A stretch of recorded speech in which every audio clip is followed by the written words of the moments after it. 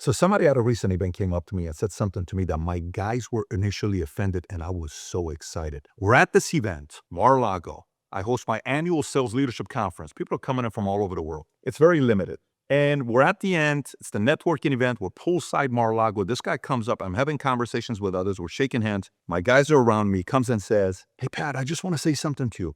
I said, "What's that?" He says, "I am so glad that I'll be able to say I met you when you were just getting started." I said, "How long have we known each other?" He said, "Oh, this is the first time I've ever met you." I said, "What do you mean?" He said, "I've never met you before." He says, "But I know you're about to blow up and you're just getting started. I'm just so glad I can say that to everybody else I meet in my life."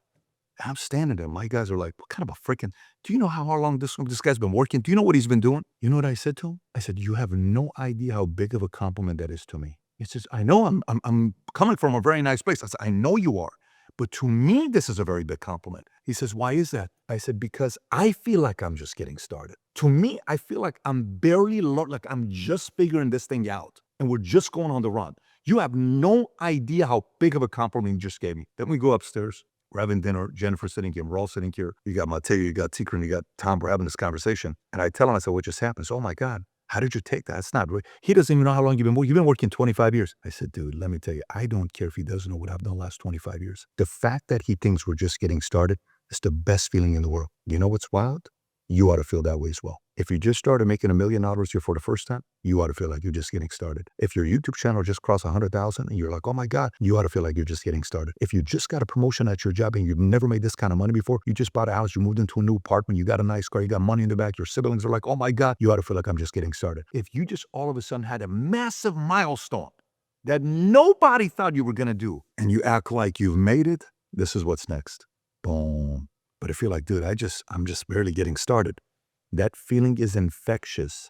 That's a childlike feeling. President Trump, I'm at Mar-a-Lago. One of the guys says, "What's the best job you've ever had in your life?" He says, "President." This is after he lost in 2020. He says, "You're kidding me." He says, "I've never had a better job." He says, "You want to run again?" He says, "Absolutely." Why? "Because I love that job." His creativity was like, "I'm just getting started." At 78 years old, he's just getting started. And look what he's doing. Who's working? Are you working harder than a 79-year-old president? You know, next year in 2026, he's going to turn 80 years old while America turns 250 years old. And he feels like he's just getting started. That feeling. I know if I go to an office, if I go to a business, if I go to a sports team, if I see a kid that's won and he's done things, I can tell by your energy if you feel like you're just getting started, and I can tell by your energy if you feel like you've already made it. If you feel like you've already made it, not an attractive quality. Not an attractive quality. Casual, arrogant, entitled, walking around like you're so famous and you're so this and you're so important person. I feel like they're just getting started. They can have the confidence, but they play ball in a different way. They move in a different way. Enthusiasm in a different way. Excitement in a different way. If you're at a point in your life right now, they're like, "Man, I wish I had that feeling. I just don't have it right now." Whatever you do, go buy the book, Choose Your Enemies Wisely. In the book, I talk about there are 14 types of enemies that drive the hell out of people.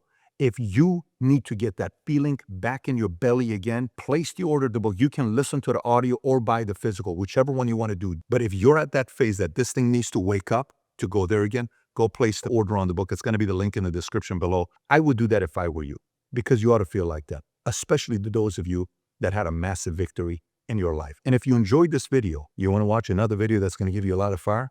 It's a video called Think Like a Grandmaster, a message I gave, I think 5 years ago at Long Beach Convention Center. If you've never seen it, click here to watch the video. Take care, everybody. Bye-bye, bye-bye.